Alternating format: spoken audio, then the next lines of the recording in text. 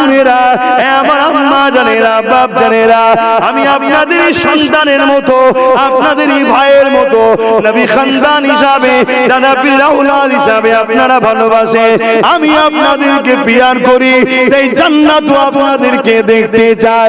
এই জন্য বলছি, শুনে রেখে যায়, নবী পাক জানিয়ে দিলে ওই বান্দা বান্দিকে আল্লাহ এত ভালোবেসে না, ওর গুনাহ শুধু মাফ করে তা নয়, কিছু কিছু রাতে আছে আল্লাহ পাক গুনাহকে নেকিতে পরিণত করে দেয়। আরো জোরে বলুন সুবহান। সাহাবা হুজুররা বললে, ইয়া রাসূলুল্লাহ, হাবিবাল্লাহ, যদি আবার অন্যায় করে ফেলে, আল্লাহ নবী জানিয়ে দিলে আবার যদি ক্ষমা চায়, আবার যদি মাথা নত করে বলে আস্তাগফিরুল্লাহ, আল্লাহ আমি ভুল করে ফেলেছি, আল্লাহ আমি ক্ষমা করে ফেলেছি, আমার আল্লাহ তো দয়ালু, আবার মাফ করে দেয়। সাহাবারা বলেন, হুজুর আবার যদি ভুল করে, আল্লাহ নবী বললেন আবার মাফ করে দেয়। হুজুর কতবার মাফ করবে? আল্লাহ নবী বললেন, শোনো গো বাবা সাহাবারা, আমার আল্লাহ এত দয়ালু, বান্দা গুনাহ করতে ভালোবাসে, আমার আল্লাহ পাক মাফ করতে ভালোবাসে। ওরে আমার উম্মত উম্মতিরা, শুনে রেখে দাও, রাসূল বলছে, ওরে আমার উম্মত উম্মতিরা, তোরা যতবার ভুল করবি আর তওবা করবি, আমার আল্লাহ পাক তিনি ততবারই মাফ ক্ষমা করে দেবে।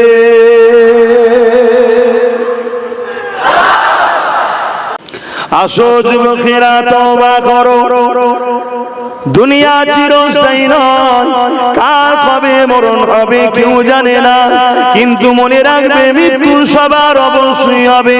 কুল্লু নাফসিন যায়িকাতুল মউত, প্রতিটা নাফসকে মৃত্যু স্বাদ চাখতে হবে। এ যুবকেরা, তরুণীরা, বাপেরা, কবরটা কিরকম হবে? তুমি যদি দুনিয়া জমিনে আল্লাহকে রাজি করে যেতে পারো, নবী পাকের তরিকা সুন্নাহ অনুযায়ী জীবন গড়তে পারো, ন্যায়ের পক্ষে অন্যায়ের বিরুদ্ধে থাকতে পারো, তাহলে কবরটা তোমার জন্য বেহেশতের একটা বাগিচা বানিয়ে দেবে। আর যদি তুমি দুনিয়া জমিনে আল্লাহ নাফরমানি করে, নবী পাকের সুন্নাহ ছেড়ে দিয়ে দুনিয়ার লোভ লালসায় অন্যায় অত্যাচার করে বেড়াও, আল্লাহ দ্বীন থেকে মুখ ফিরিয়ে নিয়ে বিজাতিদের অনুসরণ করো, ইসলাম বিদ্বেষীদের কালচার মেনে চলো, অন্য জাতিদের অনুসরণ করে চলো, মনে রাখবে কবরের জমিনে তোমাকে মুসলমান হিসাবে হয়তো জানাজাটা দেওয়া হবে। মিনহা খালাকনাকুম ওয়া বিহা নুঈদুকুম ওয়া মিনহা নুখরিজুকুম তারাতান উখরা বলে মাটি দেওয়া হবে, কিন্তু মনে রাখবে ওই কবরের জমিনটাকে আল্লাহ জাহান্নামের একটা টুকরা করে দেবে, যেখানে 99টা সাপ দেওয়া হবে, একটা সাপের দুটো করে মুখ থাকবে। ওই সাপ যদি দুনিয়ায় নিঃশ্বাস ফেলে, এই জমিনে আর কাজ বাজাবে না। এ যুবকেরা, আমি আমার বাপ দাদুর কথা শোনাচ্ছি না, আমি কালামুল্লাহ আল্লাহর কথা শোনাচ্ছি, আমি রাসূলুল্লাহর কথা শোনাচ্ছি। বিশ্বাস যে করে সেই তো ঈমানদার, যে বিশ্বাস করে না সে তো বেঈমান। এ যুবকেরা, তরুণীরা, বাপেরা, এরপরে হলো ময়দানে মাশর। ওই ময়দানে মাশরে আল্লাহ জিজ্ঞাসা করবে, ওরে আমার বান্দা বান্দি রে, তোরা আমার জমিনে আমাকে সিজদা করেছিলিস কি বল? সবাই বলবে করেছিলাম। যারা সিজদা করেছে তারাও বলবে, যারা করেনি তারাও বলবে, কেননা দুনিয়ায় মিথ্যা বলে বলে বলে এত বাস খারাপ হয়ে গেছে। আল্লাহ পাকের কুদরতি ময়দানে মাশরে গিয়ে মিথ্যা কথা বলবে। ওই জায়গায় আল্লাহ পাক বলবে, তোমরা কেমন ভাবে সিজদা করেছিলে আমাকে একটুখানি দেখাও। ওই সময় যারা দুনিয়ায় সত্যিকারের সিজদা করেছিল, সঙ্গে সঙ্গে তারা আল্লাহু আকবার বলে জমিনে ময়দানে মাশরে সিজদায় পড়ে যাবে। কিন্তু এই জমিনে যারা সিজদা করেনি তারা চেষ্টা করবে, কিন্তু মাথা নত করতে পারবে না। এই পিঠে যে মেরুদণ্ডের হাড়টা রয়েছে, এই হাড়কে আল্লাহ পাক স্ট্রেট হওয়ার খতম করে দেবে, আর নত করতে পারবে না। এখানেই ধরা পড়ে গেল।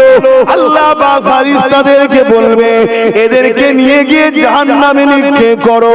জাহান্নাম শুনতে বড় ছোট কথা, কিন্তু মনে রাখবে জাহান্নামীরা পিপাসা যখন পাবে, তাদেরকে যে পানটা করানো হবে, জাহান্নামীদেরই শরীরে পচা দুর্গন্ধময়, শরীরেরই পচা রক্ত গন্ধ এমন করে পচগুনো টগবগ করে ফুটবে। ওইটাই জাহান্নামের গিলাসে দেওয়া হবে।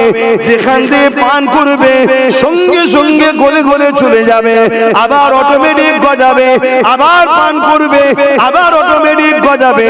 দুনিয়ায় মৃত্যু আছে, জাহান্নামে কিন্তু মৃত্যু নাই। মনে রাখো যুবক, পরিবর্তন হও, আখিরাতটা বড় কঠিন হবে। এবং দুনিয়া জমিনে যতদিন থাকবে আল্লাহ তোমাকে গোলাম বানিয়ে রাখবে, মালিকানা কখনো তোমরা পাবে না। কিন্তু যারা দুনিয়া জমিনে সংখ্যা কম ছিল, আল্লাহর পক্ষে নবীর পক্ষে ছিল, আল্লাহ পাক তাদেরকে দুনিয়া জমিনে গোলাম বানাইনে আল্লাহ তাদেরকে পৃথিবীর বুকে মালিকানা দিয়েছিল। আরো জোরে বলুন সুবহান।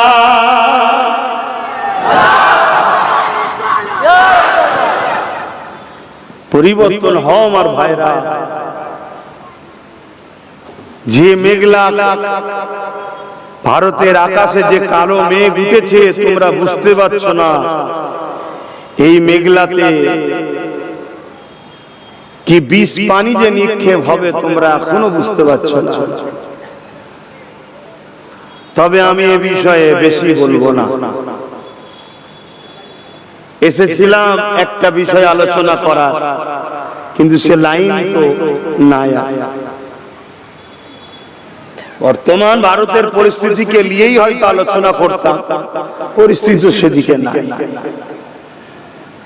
তো যাক, আমি এতটুকু বলি,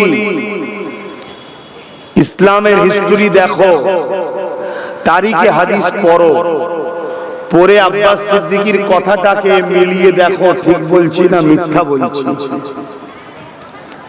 যেদিন আমাদের সংখ্যা বেশি ছিল, সেদিন আমরা দুনিয়ায় লাঞ্ছিতই হয়েছি।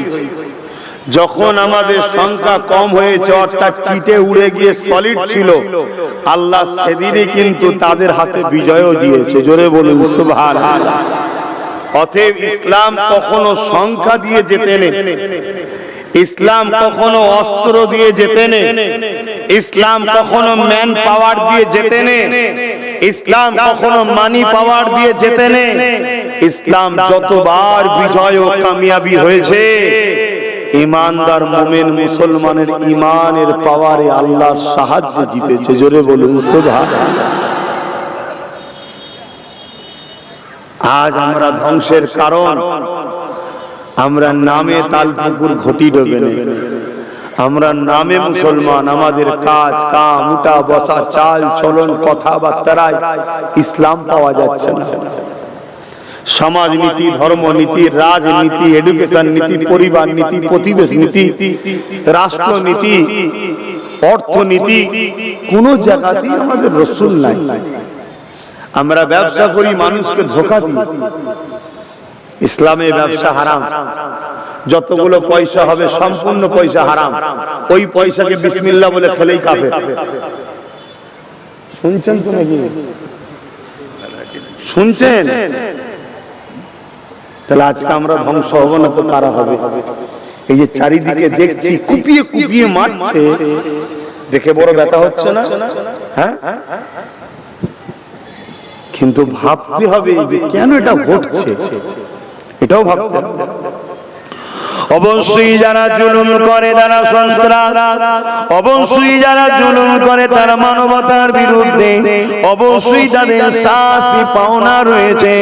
কিন্তু এরকম ঘটনাটা কেন ঘটতেছে, এটা আমাদের কোনো একটুখানি নিজের দিকে একটু ভাবা দরকার।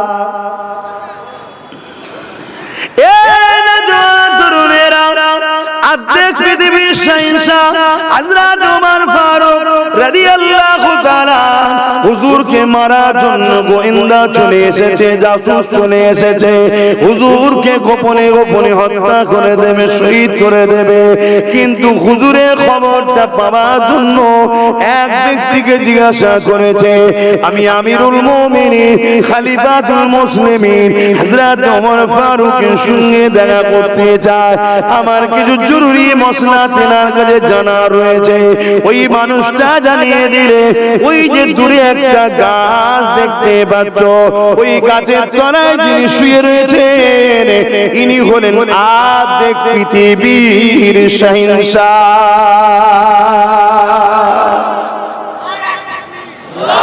আজকে আমাদের ছোট ছোট বড়টা ছাড়ো, ছোট ছোট কোন নেতার ক্ষমতা আছে? এরা একা একা করে কোন জায়গায় থাকতে পারবে? কথা বলেন না কেন? কেন পারবে না? এসব চোর বদমাইশ ঝেড়ে বসে আছে, তাই ভয়। শুনছেন তো নাকি? আর হযরত ওমর ফারুক অর্ধেক পৃথিবীর রাজা, অর্ধেক পৃথিবীর শাহিনশাহ, কোথায় শুয়ে আছে? একটা গাছ তলাতে। সুযোগ বুঝে তাড়াতাড়ি আগিয়ে এসেছে, অস্ত্র বার করেছে, কিন্তু কাছে এসে দেখছে অর্ধেক পৃথিবীর শাহিনশাহ বালির উপরে খাজুর গাছের গুড়িকে থেতো করে নরম করা মাথায় দিয়ে শুয়ে আছে। তার দিলে খাটকা দিল যে আমাদের এলাকার ছোট ছোট রাজাদের রাজকীয় ব্যাপারই আলাদা। সোনার খাট ছাড়া সই নেই, সোনার টয়লেট ছাড়া টয়লেট করে না, সোনার চামচ ছাড়া সোনার প্লেট ছাড়া খাই নেই। আর আজকে ইনি অর্ধেক পৃথিবীর রাজী অবস্থা কেন? তিনার মধ্যে কৌতূহল জাগে, না মেরে অস্ত্র রেখে দিচ্ছে। এই যে ঘটনাগুলো ঘটছে কার ইশারায়? এইখানটা কবজা কারো চলে না, হৃদয় অন্তরের কবজা একমাত্র আল্লাহর হাতে। একটা লোক তোমাকে মারতে এসেছে, আল্লাহ তাকে কবজা করে তোমার গোলামও বানিয়ে দিতে পারে। যেমন ওমর ফারুক রাসূলুল্লাহকে শহীদ করতে গিয়েছিল, আল্লাহ কবজা করলেন, রাসূলুল্লাহর গোলাম বানিয়ে দিলেন। জোরে বলুন সুবহানাল্লাহ। অতএব এখানে রাজ আল্লাহ চলে, অন্তরে কারো পাওয়ার চলে না। তো ওর মধ্যে আল্লাহ এমন দিল, ওর মধ্যে খটকা লাগলো, ওর না মেরে দিয়ে রেখে দিচ্ছে। হুজুরকে ডাকছে, হুজুর উঠলেন যে আপনি কি অর্ধেক পৃথিবীর শাহিনশাহ ওমর ফারুক? আপনার এই অবস্থা এখানে শুয়ে আছেন, কি ব্যাপার? জনগণ আমাকে দায়িত্ব দিয়েছে, অর্ধেক পৃথিবী দায়িত্ব দিয়েছে, আমি তো মালিক নয়। কথা শুনুন, জনগণ আমাকে দায়িত্ব দিয়েছে, আপনি আমাদের পরিচালনা করবেন, আপনি আমাদের নেতা, কিন্তু আমি মালিক তো নয়। মালিক তো একজনই, তিনি কে? জোরে বলো। অতএব আমি যদি জনগণের অর্থ নিয়ে আত্মসাৎ করি, তাহলে সেটা আমার ইসলামে হারাম, কিয়ামতের দিন তার কৈফিয়ত আমায় দিতে হবে। এই চিন্তা কি আমাদের মধ্যে আছে? আমাদের মধ্যে নাই। বাপেরা, নজন তরুণেরা ইসলাম যতটা শুনতে সহজ, নিজে জীবনে পালন করাটা অতটা সহজ নয়।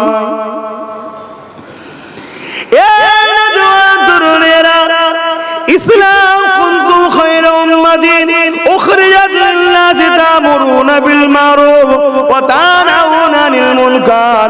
আল্লাহ আমাদেরকে খায়র উম্মত করেছে, আমাদেরকে দুটো কাজ আল্লাহ দিয়েছে। অন্যায়কে মিটাতে হবে, ন্যায়কে প্রতিষ্ঠিত করতে হবে, তবেই তুমি আমি জান্নাত পাবো। নচেত তোমার আমার জন্য জান্নাত নাই। কোন কোম্পানি যদি আপনি কাজ করে, কেউ আপনাকে কিছু কাজ দিয়েছে, সেই কাজটা করে দিলেই তো তবে আপনি তার পারিশ্রমটা পাবেন। ওই কোম্পানিতে ডিউটি করলে তবেই তো আপনাকে পারিশ্রম দেবে বা আপনাকে কোম্পানিতে রাখবে। যদি কাজ না করেন, সে তো আপনাকে বার করে দেবে বা আপনাকে পারিশ্রম দেবে না। আল্লাহ পাক আমাদেরকে দুটো কাজ দিয়েছে। ওরে আমার বান্দা বান্দি রে, আমি আল্লাহ তোকে দুটো হাত দিয়েছি, এই হাত দিয়ে অন্যায় অন্যায়কে রুখবি, এই হাত দিয়ে অন্যায়কে মিটাবি, এই হাত দিয়ে তোরা গরিব অসহায়কে দান করবি, এই হাত দিয়ে তোরা ভালো কাজ করবি, এই হাত দিয়ে তোরা হালাল ইনকাম করবি। এই হাত যদি তোরা অন্যায়ের দিকে খরচ করিস, এই হাত তাহলে আমার জাহান্নামে যাবে। এ বান্দারে আমি দুটো পা দিয়েছি তোদেরকে, এই পা দুটো দিয়ে তোরা ভালো রাস্তায় যাবি, এই পা তোদেরকে আমি দিয়েছি, এই পা দিয়ে তোরা শয়তানের রাস্তায় যাবি না, আমি আল্লাহ আমি দিয়েছি আমার রাস্তায় যাবি। এই পা দিয়ে হালাল ইনকামের জন্য যাবি, তোরা যখন হালাল ইনকামের জন্য এই পা দিয়ে হেঁটে হেঁটে যাবি, প্রতিটা কদমে কদমে আমি আল্লাহ নেকি দেব। হালাল ইনকাম করাটাও একটা নেকি। আপনি যদি হালাল ইনকামের জন্য রওনা দেন, ওই অবস্থায় যদি আপনি ইন্তেকাল করেন, আল্লাহ আপনাকে শহীদের দরজা দেবে। জোরে বলুন সুবহানাল্লাহ। শহীদের অনেক কোয়ালিটি আছে ভাই, সব কটা এক শহীদ নয়। আবার উজু হালে কেউ মারা যায়, ইন্তেকাল যদি করে সেও শহীদ। কথা বুঝে আসছে? তো সেই সম্মান আল্লাহ সম্মানিত করবে কেন? তুমি হালাল রুজির জন্য আল্লাহর রাহে যাচ্ছ, হালাল রুজির তালাশে বেরিয়েছো, ওটা আল্লাহর রাহে থাকা। তাহলে আল্লাহ পা দিয়েছে, বান্দা তুই এই কদমে হাঁটবি, আমি তোকে প্যারালাইসিস বা জন্মগত ভাবে পঙ্গু করতে পারতাম, কিন্তু আল্লাহ পারে না? পারে না। আর এখনো আল্লাহ পা কেড়ে নিতে পারে না? পারে না। কত জন ছেলে সামান্য একটা কি বিমার হয়েছে, ডাক্তারের কাছে গেছে, পরে পা আস্তে আস্তে অসাড় হয়ে গেছে, আর পাই চলছে না। কেউ বলছে ভুল চিকিৎসা, আমি ভুলটিকে যাব না, আমি এতটুকুতে যাব, তোমাকে যিনি দিয়েছিলেন তিনি কেড়ে নিলেন। পারে না? পারে। আমারটা কাটতে পারে না? পারে না। হ্যাঁ, অতএব আল্লাহ দিয়া পায় আমাদের যুব সমাজ মেলায় যায়, ফাংশনে যাও যুবক, পরিবর্তন হও, নাচ গান ফাংশন, খেলা মেলা জুয়া, তারপরে শরাবি চরিত্রহীন খুনি ডাকাত অন্যায়কারী নেতাদের মুখ দেখতে যাও তোমরা এই পথে হেঁটে হেঁটে। কিন্তু আল্লাহ দিয়া পা দিয়ে উচিত ছিল তোমাদের মসজিদে যাওয়া, আল্লাহ দিয়া পা দিয়ে উচিত ছিল তোমাদেরকে আলেমের কাছে যাওয়া, আল্লাহ দিয়া পা দিয়ে গরীব দুঃখী এতিম বিধবাকে সাহায্য করার জন্য যাওয়া, আল্লাহ দিয়া পা দিয়ে বাপ মার কাছে যাওয়া, তাদের সঙ্গে কথা বলবো তাই হেঁটে যাওয়া। এটাই উচিত ছিল, হালাল ইনকামের জন্য পা খরচ করে যাওয়া। কিন্তু আজ আমরা কি করছি? পা দিয়ে।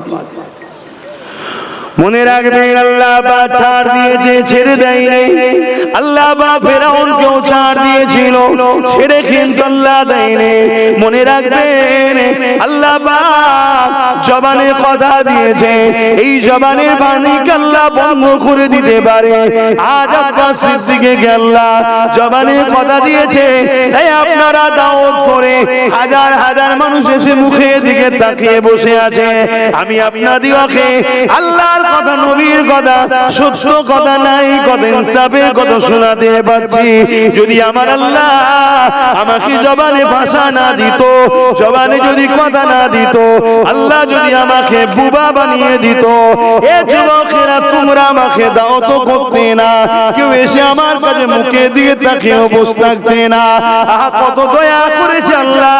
ঠিক তেমনই তোমাদের আল্লাহ জবানে কথা দিয়েছে, এই কথা দিয়ে তুমি মাকে ডাকছো, এই জবানের কথাই বাপকে ডাকছো, এই জবানের কথাই পরিবার স্ত্রী সন্তানকে ডাকছো, এই জবানের কথাই একে অপরের সঙ্গে কথা বলছো। কে তোমাকে দিল? তোমার উচিত সবার বিষয়ে যেমন কথা বললে, যিনি জবানে কথা দিয়েছে সেই আল্লাহ একবার বলে কেন সিজদায় পড়ে গিয়ে তুমি বললে না সুবহান রাব্বিল আলা, সুবহান রাব্বিল আলা, সুবহান রাব্বিল আলা। এর মানে হলো আপনি সব থেকে বড় পবিত্র, আপনি সব থেকে বড় পবিত্র, আপনি সব থেকে বড় পবিত্র। এ যুবক শুনে রেখে দাও, যখন তুমি আল্লাহ দিয়া জবান দিয়ে আল্লাহ পাককে সব থেকে বড় পবিত্র সিজদায় পড়ে বলো, আমার আল্লাহ ফেরেশতাদেরকে ডেকে ডেকে বলে, ওরে আমার ফেরেশতারে, তোরা বলেছিলি বান্দা বান্দি বানাবে না, ওরা ফিতনা লাগাবে, অশান্তি করবে। দেখ আমার অমুক বান্দা বান্দি বান্দিটা আমি আল্লাহ আমাকে সিজদায় পড়ে আমার দিয়া জবান দিয়ে আমি আল্লাহ আমার তারিফ প্রশংসা করছে, আমাকে বলছে সবথেকে বড় পবিত্র, অথচ গুনার পূজাকে পাহাড়কে নিয়ে মাথায় করে ও সিজদা দিয়েছে যে আমি আল্লাহ ওর গুনাহকে মাফ করে ও খুব পবিত্র বানিয়ে দিলাম। আরো জোরে বলুন সুবহানাল্লাহ।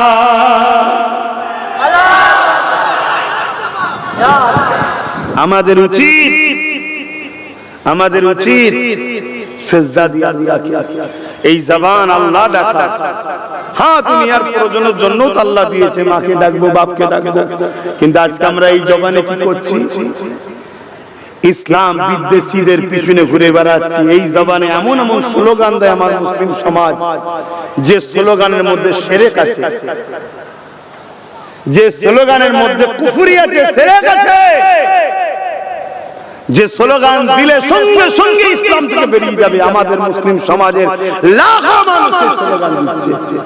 বেঈমানদের ষড়যন্ত্র, এটা ইসলামকে মিটাবে যারা, ইসলামকে মিটাতে যারা চায় তাদের ষড়যন্ত্র। প্রথমে তোমাকে আমাকে বেঈমান বানাচ্ছে তারা, কখনো গান দিয়ে, কখনো মেলা দিয়ে, কখনো লোভ দিয়ে, কখনো লোন দিয়ে, কখনো সুদ দিয়ে, কখনো ফ্রিতে খাবার দিয়ে, কখনো আবার বিভিন্ন ছোটখাটো পদ দিয়ে তার দলের নেতা কর্মী বানিয়ে তোমার দ্বারা এমন কিছু স্লোগান দিচ্ছে যে স্লোগানে তুমি সঙ্গে সঙ্গে বেঈমান হয়ে যাচ্ছ। বেঈমান যদি পুরো পৃথিবী জুড়ে থাকে তারা বিজয় হবে। কথা বলো, খারাপ যদি না হলো একটা ভাষা বলছি বুঝাবার স্বার্থে। একটা হলো পুরুষ আর একটা হলো নারী, আর একটা লিঙ্গ আছে না? কি গো, মানুষের মধ্যে আর একটা সমাজ আছে না? আমি ওটার বলছি না, তোমরা বুঝতে পেরেছো তো নাকি? একটা পুরুষ আর একটা নারী। পুরুষ আর নারী কেন আল্লাহ বানিয়েছে? একে অপরের মাধ্যমে দুনিয়ায় মনুষ্য জাতি আসবে। তো যে তৃতীয় যে আর একটা লিঙ্গ আছে, যদি 1 কোটি লিঙ্গকে এক জায়গায় করা হয় একটা সন্তান হবে। এটা যেমন অসম্ভব, তার থেকে বড় অসম্ভব হলো মুসলমান শোনো, তোমাদের যদি ঈমান দুর্বল হয়ে যায় আর ঈমান যদি চলে যায়, তোমাদের দ্বারা কখনো দুনিয়া আখিরাতের কল্যাণ নাই। আর এটাই প্ল্যান মাফিক তোমার আমার কাছ থেকে সরানো হচ্ছে। একদল নেতা, লিডার, দরদি সেজে আমাদের কাছে আসছে।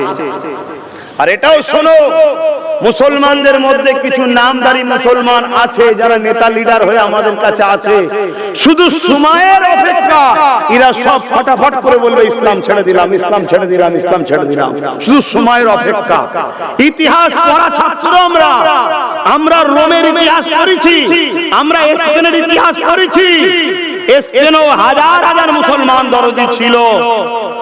যখনই পুরো স্পেনকে খ্রিস্টানরা দখল করে দিল, সেই সকল মুসলিম নেতারা সঙ্গে সঙ্গে ঝুপঝাপ লাভ মেরে খ্রিস্টান হয়ে গেল। বলো তোমরা কি করবে?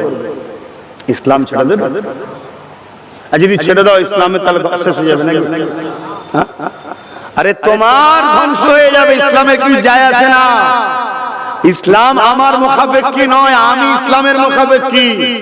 আব্বাস সিদ্দিকীর মতো কোটি আব্বাস সিদ্দিকী চলে গেল, ইসলামের কিছু যায় আসে না। আমার দরকার ইসলামকে। ইসলাম মানে কি? হ্যাঁ, তো এক কথাই উত্তর দিলে শান্তি। ইসলামের ব্যাপক অর্থ কি?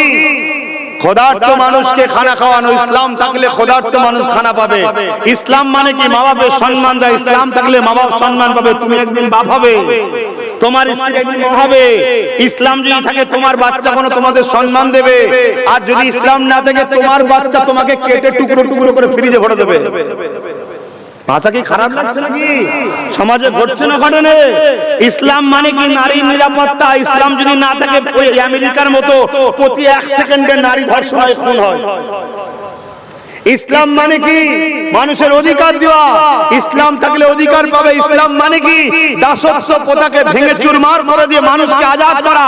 মানুষ কখনো মানুষের দাস দাসী হবে না। আর ইসলাম যদি না থাকে তোমাদের ঘরের বেটিগুলো ধনীদের দাসী হবে। ভাষা যদি খারাপ না লাগে ভোগের পাত্রী হবে। খারাপ হলে কিছু করার নেই, এটাই ইতিহাস, এটাই ইতিহাস। ভারতবর্ষে ইতিহাস আবার আনতে চাইছে, কিন্তু মনে রাখবে ইসলামই এদের বাধার কারণ হয়েছে, তাই ইসলামকে এরা মিটাতে চাইছে। কিন্তু ইসলাম কোন মায়ের লাল মিটাতে পারেনি আর আগামীতে পারবে না, কিন্তু তোমরা মিটে যাবে যদি ইসলাম থেকে দূরে থাকো। আমরা তো ইসলাম থেকে দূরে আছি, কোথায় কাছে আছি ইসলামের? তোমার আখলাকে, তোমার কথাতে, তোমার উঠাতে 24 ঘন্টা একটা খাতা কলম নিয়ে বসবে যে আজকে 24 ঘন্টার মধ্যে আমি কতটা ইসলামের পক্ষে কাজ করলাম আর কতটা ইসলামের বিরুদ্ধে কাজ করলাম। দেখো, আমার তোর মনে হয় 100-র মধ্যে 95টা মুসলমান, তার খাতায় হবে 0, আমি ইসলামের পক্ষে ছিলাম, 100% ইসলামের বিরুদ্ধে কাজ করেছি। বোঝো আমার ভাইরা, আমি জানি 8-10টা পীর সাহেব পীরজাদা, 8-10টা মুফতি মাওলানা থেকে আব্বাস সিদ্দিকীকে আজকের দিনে যুব সমাজ বিশেষ করে আমাকে ভাই বোন বাপ মা সবাই আমাকে বেশি ভালোবাসে, আমি জানি। কিন্তু এই ভালোবাসার জন্যই তো তোমাদেরকে রাগ করছি, যে ভালোবাসাটা বৃথা হচ্ছে। যদি ভালোবাসো, কথা শোনো, একসাথে দুনিয়ায় বাঁচবো, একসাথে আল্লাহর জান্নাতেও যাবো ইনশাআল্লাহ। তাই তো বুঝাচ্ছি তোমাদেরকে। কিন্তু ভালোবাসতো তুমি আমাকে, আর আমি তোমাকে আমার পকেট গরমের মধ্যে শুধু হজ করে চলে গেলাম, তোমাকে আমি বুঝালাম না, তুমি নাজাত পাবে না, তুমি ফেল হয়ে যাবে। কেন? ইসলাম আমার কথা, আমার বাপের কথা, আমার দাদার কথার নাম ইসলাম নয়। ইসলাম হলো হাবিবুল্লাহর কালামুল্লাহ, মুহাম্মদ রাসূল আর আল্লাহর কোরআন, এটা হলো ইসলাম। জোরে বলুন সুবহানাল্লাহ। এবারে এই দুটোকে সামনে রেখে ইমামরা আমাদেরকে সহজ করেছে, সেটা হলো ইজমা ও কিয়াস, ওটা ইসলাম। কিন্তু ওটাও কালামুল্লাহ আর হাবিবুল্লাহ থেকে বাদ দিয়ে নয়। কথা মাথায় ঢুকছে না? ঢোকে না? তোমাকে যদি, তুমি যখন আমায় ভালোবাসো, তাহলে আমার উচিত তোমাদের ভালোবাসা। তো ভালোবাসাটা কি? ভালোবাসাটা কি বলো? চুলোর ধারে যাওনি, নতুন বউকে বলছি যাতে করে রংটা কালো হয়ে যায়, আর বউ বেরোয় বাইরে ঘুরছে, বউ যে জাহান্নামের আগুনে পড়বে এটাকে রুকার স্বপ্ন দেখি, এটা ভালোবাসা? এটা তো শুধু নিজের চোখের খোরাক মিটাবার জন্য শুধু ভণ্ডামি করা। প্রকৃত ভালোবাসা কি? যেমন চুলোর কাছে তোমাকে যেটা দিচ্ছি না, আল্লাহর চুলো দুনিয়ার আগুনের থেকেও বড় আগুন জাহান্নাম থেকে বাঁচাবার জন্য তাকে আমি গান দেব। এটা তো প্রকৃত ভালোবাসা। ভালোবাসাটা কি? সন্তান টাকা চেয়েছে, গাড়ি চেয়েছে, বাড়ি চেয়েছে, কিনে দিলাম, আর সন্তান যে আল্লাহর জাহান্নামের খোরাক হচ্ছে তাকে রুখলাম না। এই দুনিয়ার গাড়ি বাড়ি দেওয়াটা ভালোবাসা নয়। প্রকৃত ভালোবাসা হলো জাহান্নাম থেকে বাঁচাবার জন্য যে তোমায় ধরে টানে, সে হলো প্রকৃত তোমার বন্ধু। প্রকৃত বন্ধু তোমার সে। তাই আমি তোমাকে বলবো, কারবার করো, ব্যবসা করো, সব ইসলামে জায়েজ, নিষেধ কিছু নয়। শুধু একটা কথা অনুযায়ী, সেটা হলো কি, মুহাম্মদ রাসূল ছাড়া দ্বিতীয় কেউ মডেল নয়। মুহাম্মদ রাসূল সাল্লাল্লাহু আলাইহি ওয়াসাল্লাম হলেন আমাদের মডেল, তিনাকে অনুসরণ করে করতে হবে। যত বড় পেরেশান থাকো, বলো ইমামে হোসাইন হুজুরের থেকে কি আমাদের মধ্যে কেউ দামি আছে নাকি? আমি তো আমার কথা বলছি, তোমাদের হয়তো প্রেস্টিজে লাগতে পারে। ইমামে হোসাইন পাক হুজুর যে ঘোড়ায় চাপতো, ওই ঘোড়ার পায়ে যে ধুলোটা লাগতো, ওই ধুলোর মতো আমি পবিত্র হতে পেরেছি কি জানি না। ওটা হোসাইনের ঘোড়ার পায়ে লাগা ধুলো, ওর সম্মান অনেক। শুনছেন তো নাকি? আমি নিজেকে পরিচয় দিচ্ছি, আমি তোমাদের ঘরে জড়াচ্ছি না। সেই ইমামে হোসাইন পাক, তিনি অন্যায়ের বিরুদ্ধে ছিলেন, ন্যায়ের পক্ষে ছিলেন। অন্যায়ের বিরুদ্ধে কারবালার মাঠে দাঁড়িয়েছে, চারিদিক থেকে তীর আসছে, বল্লম আসছে, তরোয়ালের আঘাত আসছে, সবকে ডিফেন্স করছে, ন্যায় প্রতিষ্ঠিত করার জন্য হুজুর লড়াই করছে। ঠিক এমন সময় সীমার মাথায় হাত দিয়ে বসেছে, বড় বড় এজিদের সর্দারগুলো, নেতাগুলো মাথায় হাত দিয়ে বসে গেছে যে হোসাইনকে রুকা সম্ভব নয়, রুকা সম্ভব নয়। কিন্তু হঠাৎ করে ইমাম পাক তরোয়ালকে বন্ধ করে ঘোড়ার পিঠ থেকে নামছে। কে তরোয়ালকে রুকলো? এরকম একটা লড়াইয়ের ময়দানে ইমামে হোসাইন পাক নামাজকে সম্মান করেছে, নামাজের জন্য লড়াই বন্ধ করে দিয়েছে। জোরে বলুন সুবহানাল্লাহ, আরো জোরে বলুন সুবহানাল্লাহ। যে জায়গায় ইমাম হোসাইন পাকের নামাজ ছাড়া শরিয়ত অনুযায়ী জায়েজ ছিল, মাসলাই যায় জান বাঁচানো ফরজ, নামাজও ফরজ, কিন্তু ইমাম পাক বললেন না, আমি হলাম লিডার, পুরো বিশ্বের যুব সমাজ আমাকে দেখে ফলো করবে। আমি যদি আজকে যুদ্ধের ময়দানে নামাজ ছেড়ে দিই, এই যুব সমাজ, এই বেরা বলবে নাচার বাহানা দেখাবে। কেউ বলবে বাচ্চা কাপড়ে পিশাব করেছে, কেউ বলবে পেটে খিদে লেগেছে, কেউ বলবে রুজির ইনকাম করতে হবে, বাহানা দেখাবে। আরে হোসেন যিনি জান্নাতের সার্টিফিকেট দুনিয়া থেকে পেয়েছে, তিনি যদি লড়াইয়ের ময়দানে নামাজ না ছেড়ে থাকে, তুমি আব্বাস সিদ্দিকী কোথাকারের কে, আর তোমরাই বা কোথাকারের কে? ইচ্ছা করে নামাজ ছেড়ে দাও, বলো কৈফিয়ত দিতে হবে না আল্লাহর কাছে?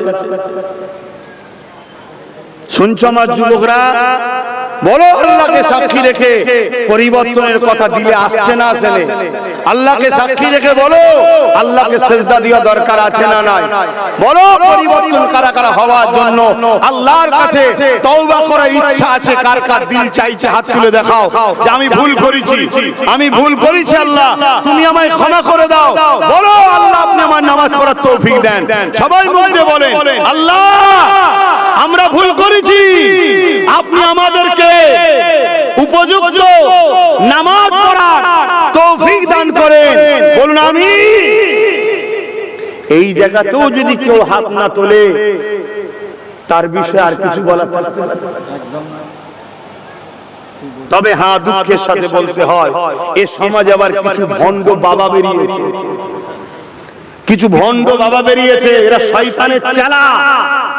আরে যেখানে মুহাম্মদ সাল্লাল্লাহু আলাইহি সাল্লাম তিনি নামাজ ছাড়েন, তুমি কে লাগছে? হ্যাঁ, কিছু বাবা বেরিয়েছে, নামাজ পড়ে না, মুরিদকেও নামাজ পড়তে বলে না, বলে নামাজ নাকি দিলে দিলে হয়।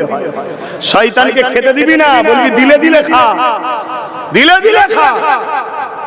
আজকে আমরা নামাজ থেকে কত দূরে সরে গেলাম, আল্লাহ আমাদের উপরে নারাজ হয়ে গেল। এইরকম সময় দেখেছি আবার ভণ্ড মেয়েদের মতো বড় বড় চুল রাখে, পার্সোনাল মেয়েদের দিয়ে, আর বাকি বলছি না, গুজুর গুজুর গুজুর গুজুর, যে কোনো অন্য ধর্মের মধ্যে পাওয়া যেত। আমি কাউকে ব্যক্তিগত আঘাত করছি না, অন্য ধর্মের দাবিদার করে কিছু লোকেরাম বদমাশি করত। আজকে ইসলামের লেবাস দিয়ে মুসলমান সেজে, আর আমরাও কত অশিক্ষিত যে আমাদের বোনকে, আমাদের মাকে, আমাদের বেটিদেরকে পার্সোনাল ভাবে তার কাছে পাঠায়। লানতে জাতির উপরে, এই জন্যই তো হচ্ছে। এখনো সাবধান হন, মাপকাঠি শরিয়াতের কোন পীর পীরজাদা মুফতি মাওলানা নয়, শরিয়াতের মাপকাঠি হলো কিতাবুল্লাহর হাবিবুল্লাহ। আমরা অনেক সহজে ধর্ম পেয়েছি, তাই ধর্মের উপরে গুরুত্ব নাই। আইয়ামে জাহিলিয়াতের যুগটা কেমন ছিল? নিজের বাপ নিজের বেটিকে জ্যান্ত পুঁতে দিত। আজকে আমার মা বোনেদের বোঝা দরকার, এই যে আজকে আমি সম্মান পাচ্ছি, আমার বাপ আমাকে সম্মান করছে, এটা মুহাম্মদ সাল্লাল্লাহু আলাইহি সাল্লামের মেহনতের ফল। মুহাম্মদ সাল্লাল্লাহু আলাইহি সাল্লাম লোকের বাড়ি বাড়ি গিয়ে তাদেরকে বুঝিয়েছে যে কন্যা সন্তান হলে কেন মারছো, কন্যার কি অপরাধ, স্রষ্টা কাউকে পুত্র সন্তান, কাউকে কন্যা করে বানিয়েছে, এই নারীটার কি অপরাধ, একে কেন মারছো? উপরন্তু আমি মুহাম্মদ রাসূল বলছি, কারো ঘরে যদি কন্যা সন্তান হয়, এর মানে ওই বাপকে জান্নাতের সুসংবাদ দিল। জোরে বলুন সুবহানাল্লাহ। আল্লাহর নবী বুঝাচ্ছে, কারো ঘরে যদি একাধিক পুত্র সন্তান থাকে, সে জান্নাতে যাবে। এই সার্টিফিকেট আমি রাসূল দিতে পারছি না, এই বিষয়ে আল্লাহ আমাকে জানায়নি, তবে আল্লাহ জানিয়েছে, কারো ঘরে যদি পরপর 3টে কন্যা সন্তান হয়, ওই বাপ যদি 3টে কন্যা সন্তানকে খোদার খুশি মতো খোদার রাস্তায় চালিয়ে বিবাহ দিয়ে দিতে পারে, ওই 3 কন্যার বাবা আর আমি রাসূলুল্লাহ আগুন তুলে দেখিয়েছে, যেমন পাশাপাশি আল্লাহর জান্নাতে পাশাপাশি থাকবো। জোরে বলুন সুবহানাল্লাহ। তাহলে আমার মায়ের জাতদের বোঝা উচিত নয় যে আমরা এত সম্মান পেলাম মুহাম্মদ রাসূলের খাতিরে, আমরা সেই মায়ের জাত হয়ে মুহাম্মদ রাসূলের জন্য আমরা কি করছি? আমরা এমন কাজ করব না যেটা আমাদের নবী খুশি হয়, এমন কাজ করব না কিয়ামতের দিন আমার নবী পাক সাল্লাল্লাহু আলাইহি ওয়াসাল্লামের জান্নাতের কাতার থেকে আমরা যেন দূরে না সরে যাই। এটা মায়েদেরও তো বিশেষ করে ভাবা দরকার। আর মা হলো সন্তানের প্রথম কারিগর। 3টে জায়গায় সন্তান ভালো হয়। নাম্বার 1 হলো বাপের রক্ত, নাম্বার 2 বাপের রক্ত যদি খারাপ হয়, মা যদি পবিত্র হয়, তার পবিত্র রেহেমে ওই বাচ্চাকে ওলি বানাতে পারে। জোরে বলুন সুবহানাল্লাহ। যদি এটাও খারাপ হয়ে যায়, শেষ জায়গা হলো আল্লাহর ওলিদের দরবার। বলুন সুবহানাল্লাহ। কিন্তু আল্লাহর ওলিটাকে যার মধ্যে দুই ইলম আছে, আল ইলমু ইলমানে, একটা জাহিরি অপরটা বাতিনি। শুধু জিকির করবে আল্লাহ আল্লাহ আল্লাহ, এদিকে নামাজ পড়বে না, মেয়েদের মতো চুল রাখবে, রোজা রাখবে না, এ আল্লাহর ওলি নয়, এ জিদ্দিক খব্বিস শয়তান। আল্লাহর ওলিকে যে যেমন জিকিরও করবে, নামাজও পড়বে, ইলমে মারিফাতের শিক্ষা থাকবে, ইলমে জাহিরিরও শিক্ষা থাকবে। শুনছেন তো নাকি? নিজের পরিবারকেও পর্দায় রাখবে, তার অধীনস্থ যত মুরিদনি হবে সবাইকে পর্দায় রাখবে, সবাইকে পর্দায় থাকার তালিম দেবে। এটাই তো আল্লাহর ওলিদের নমুনা। আরেকটু খুলে বলি, আল্লাহর ওলিকে যে রাসূলের সুন্নাত অনুযায়ী চলে। জোরে বলুন সুবহানাল্লাহ। এবারে বলুন, আমার নবী নামাজ পড়তেন না ছেড়ে দিতেন? একটু কথা বলছেন। আমার নবী ইমামতি করতেন, আবু বকর সিদ্দিক ইখতিয়ার করতেন। একদিন আমার নবী সাল্লাল্লাহু আলাইহি ওয়াসাল্লাম অসুস্থ ছিলেন, ঘরে না সালাত আদায় করতে, ইমামতির জায়গায় দাঁড়াতে পারেনি, সিদ্দিক আকবর দাঁড়িয়েছে। কথা বুঝে আসছে? কিন্তু নবী সাল্লাল্লাহু আলাইহি ওয়াসাল্লাম যখন দুনিয়া থেকে চলে যাচ্ছেন আখিরাতের রাস্তায়, হাদিস কি বলছে? আমার নবীর জবানে কথা ছিল কি? উম্মত উম্মত উম্মত। তারপরে কি কথা ছিল? সালাত সালাত সালাত। তার মানে কি? নামাজ। হ্যাঁ, যে লোকটা সিজদা দেয় না সে অহংকারী, অর্থাৎ আল্লাহর কাছে মাথা নত করতে চায় না। কত খারাপ জিনিস বলেন। এই ভুলগুলো করবেন না আর ভাই, এই ভুলগুলো করবেন না। আসেন, আমার আল্লাহ অনেক দয়ালু, মন খারাপ করার কিছু নেই। রাগ মুখ করেছি ভালোবাসি বলে, কেননা অন্য দুনিয়ার কে কোথায় যাচ্ছে আমার দেখার দরকার নেই। আমি চাইবো আমার ভাইটা, আমার সন্তানটা, আমার ভালোবাসার মানুষগুলো, বাপ মা ভাই বোন গুলো, দুনিয়ায় আমরা একসাথে হয়েছি, আল্লাহর জান্নাতে যেন একসাথে হতে পারি। এই জন্যই বাবা রাগ মুখ করতাম, মনে দুঃখ বেদনা দিলে হবে না। অপরদিকে এখন শুনে রেখে দেন, আমার আল্লাহ বাপ কত দয়ালু, এটা একটু শোনে। লা তাখনাতু মির রাহমাতিল্লাহ। আল্লাহ বলেছে, বান্দারে আমার রহমত থেকে নিরাশ হয়ে যাস না, আমি আল্লাহ বড় দয়ালু। তুই নামাজ কাজা করে ফেলেছি, তুই রোজা কাজা করে ফেলেছি, তুই গান শুনে ফেলেছি, তুই সিনেমা দেখে ফেলেছি, তুই চেনার মতো পাপ করে ফেলেছি, তুই শরাব পান করে ফেলেছি, তুই নানান রকম পাপ করে ফেলেছি। ওরে আমার বান্দারে, তথাপি আমার রহমত থেকে নিরাশ হয়ে যাস না রে। তুই তওবা করে নে, চোখের কোণা দিয়ে পানি ফেলে আমি আল্লাহ আমাকে সিজদা করে একবার বল, আল্লাহ আমি ভুল করেছি, আল্লাহ আল্লাহ আমি অন্যায় করে ফেলেছি, আল্লাহ আল্লাহ আপনি আমাকে ক্ষমা করে দিন, আল্লাহ আপনি আমাকে মাফ করে দিন। আল্লাহ এ যুবকেরা, এ আমার বোনেরা, এ আমার আম্মা জানেরা, বাপ জানেরা, আমি আপনাদের সন্তানের মতো, আপনাদেরই ভাইয়ের মতো, নবী খানদান হিসাবে, দাদা পীর আওলাদ হিসাবে আপনারা ভালোবাসে, আমি আপনাদেরকে পিয়ার করি, এই জান্নাত আপনাদেরকে দেখতে চাই। এই জন্য বলছি, শুনে রেখে যায়, নবী পাক জানিয়ে দিলে ওই বান্দা বান্দিকে আল্লাহ এত ভালোবেসে না, ওর গুনাহ শুধু মাফ করে তা নয়, কিছু কিছু রাতে আছে আল্লাহ পাক গুনাহকে নেকিতে পরিণত করে দেয়। আরো জোরে বলুন সুবহান।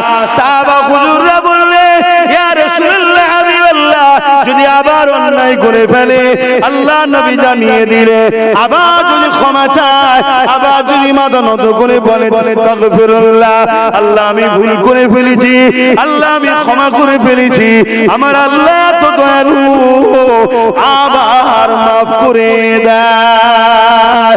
সাহাবারা বলেন, হুজুর আবার যদি ভুল করে, আল্লাহ নবী বললেন আবার মাফ করে দেয়। হুজুর কতবার মাফ করবে? আল্লাহ নবী বললেন, শোনো গো বাবা সাহাবারা, আমার আল্লাহ এত দয়ালু, বান্দা গুনাহ করতে ভালোবাসে, আমার আল্লাহ পাক মাফ করতে ভালোবাসে। ওরে আমার উম্মত উম্মতিরা, শুনে রেখে দাও, রাসূল বলছে, ওরে আমার উম্মত উম্মতিরা, তোরা যতবার ভুল করবি আর তওবা করবি, আমার আল্লাহ পাক তিনি ততবারই মাফ ক্ষমা করে দেবে।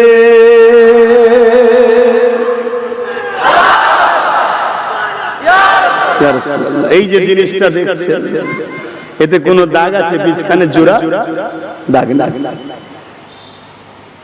এরকম নিখুঁত করে দেবে যে বান্দা গুনাহ করেছিল আবার তওবা করেছে, গুনাহ করেছিল, বান্দাকে এমন ভাবে মাফ করবে কিয়ামতের দিন বান্দা উঠবে, কোটি কোটি যত লোক এসছে যত লোক আসবে, যেন বান্দা কোনোদিন গুনাহই করেনি। জোরে বলেন সুবহান। এই দয়ালু আল্লাহ ছেড়ে থাকো, বলো ভাই আমার, এই দয়ালু আল্লাহ ছেড়ে থাকো। আর একটু বলবো আল্লাহ কত দয়ালু। শোনো তোমার আল্লাহ আমার আল্লাহ, বলো না আমাদের আল্লাহ, বলো সবাই দিল থেকে বলো না একবার আমাদের আল্লাহ। শাহাদাত আঙ্গুল তুলে বলো আল্লাহু আকবার। সবাই লম্বা করে হাত তোলো, শাহাদাত আঙ্গুলটা তোলো, তুলে বলো আল্লাহু আকবার। আরো জোরে বলো আল্লাহু আকবার। বলো দিলটা মনে হচ্ছে না? দিলটা বড় হচ্ছে না? হ্যাঁ, কত সুন্দর নাম যে তোর আমাকে একবার ডাকবি তা তো আমি 40টা নেকি দেবো। জোরে বলুন সুবহানাল্লাহ। এত ভালো কেউ বাসে? বলো পৃথিবীতে মা বাপ সবথেকে বেশি ভালোবাসে, কিন্তু আমি বলছি মা বাপও স্বার্থ না থাকলে ভালোবাসবে না। শুনছেন না? শুনুন, আমি লাখো লাখো দেখিয়ে দেবো এই সমাজে একটা ছেলে বেশি ইনকাম করে আর একটা ছেলে কম ইনকাম করে, বাপ মার ভালোবাসা যে ছেলে বেশি ইনকাম করে তার দিকে।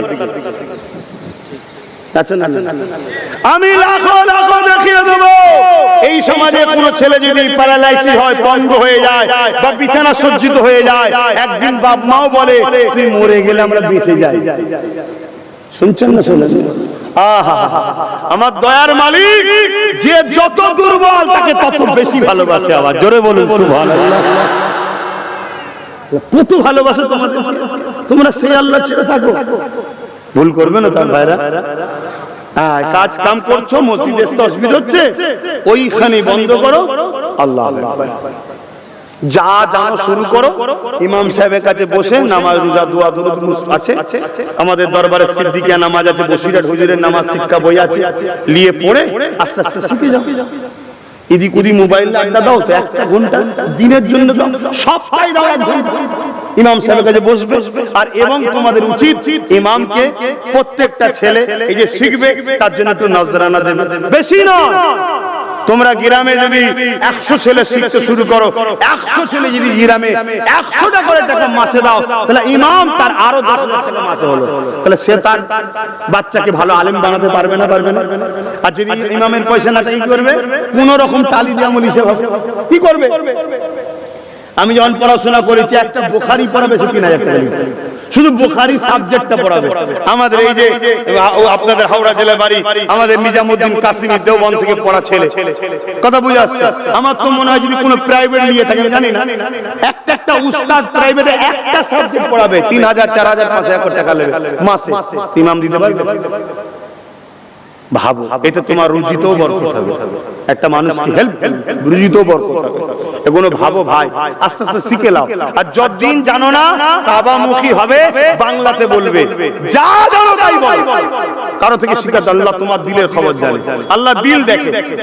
তুমি বলো আল্লাহ আমি মূর্খ মানুষ, ভুল করেছি, আজ আমার মনে হয়েছে তোমাকে ভালোবাসা দরকার।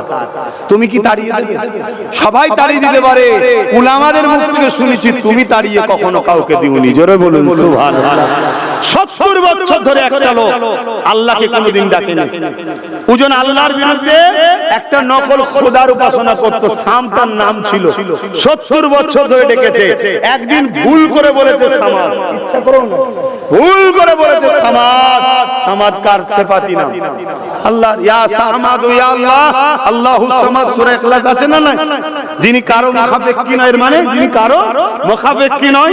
সঙ্গে সঙ্গে আল্লাহ সাড়া দিয়েছে। ফেরেশতারা বলছে আল্লাহ ও তো 70 বছর আপনার বিরুদ্ধে শিরক করেছে, আপনাকে ডাকেনি কোনোদিন, আজকে ভুল করে ডেকেছে। আমার আল্লাহ বলছে ফেরেশতারে বান্দা তো তোর নয়, বান্দা তো আমার।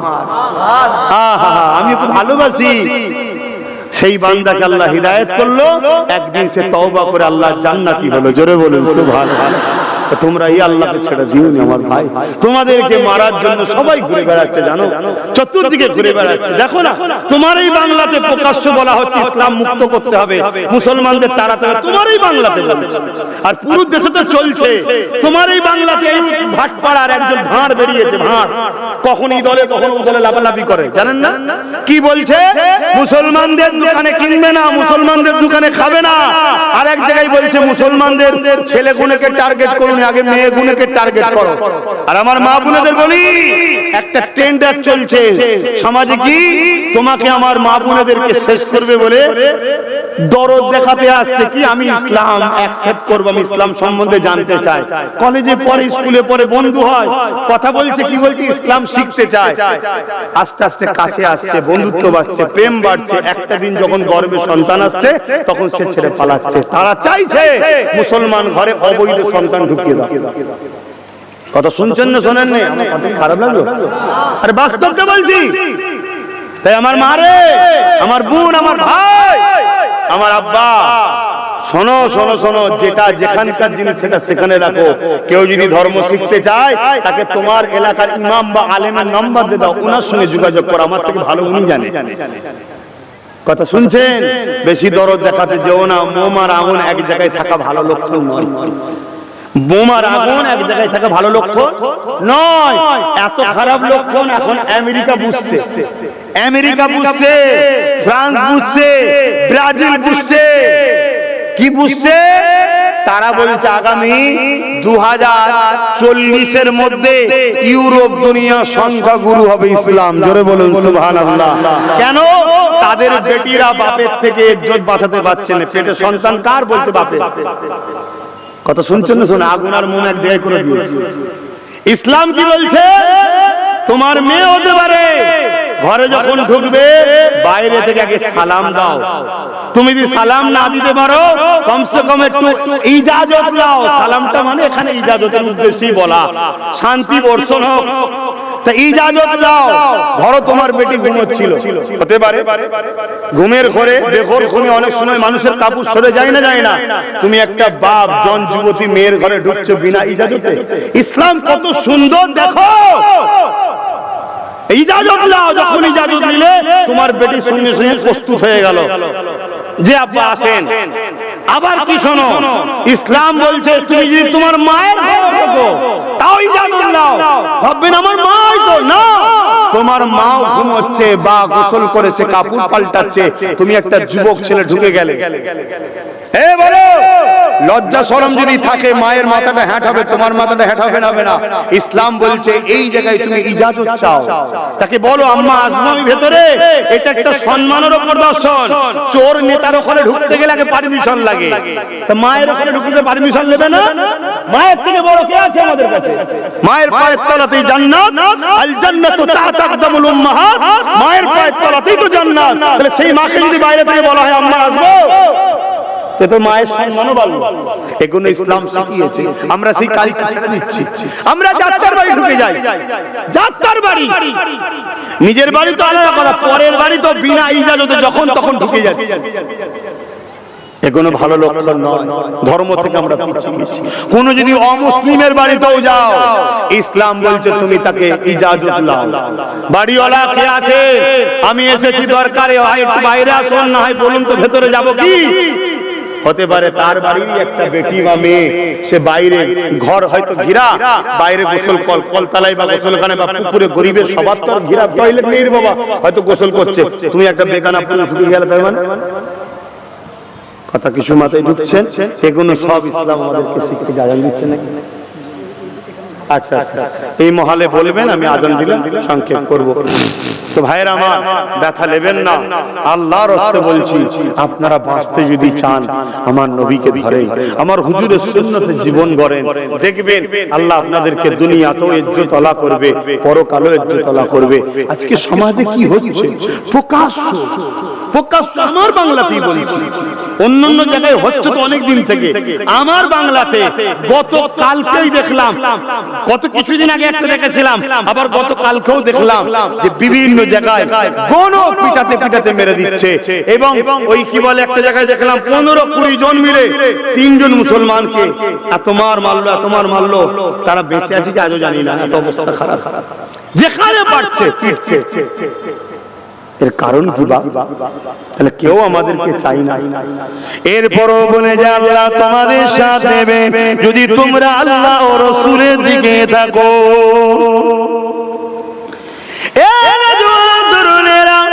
গুনাহ যদি হয়ে যায় বাবিরা মায়েরা তওবা করতে ভুলবেন না।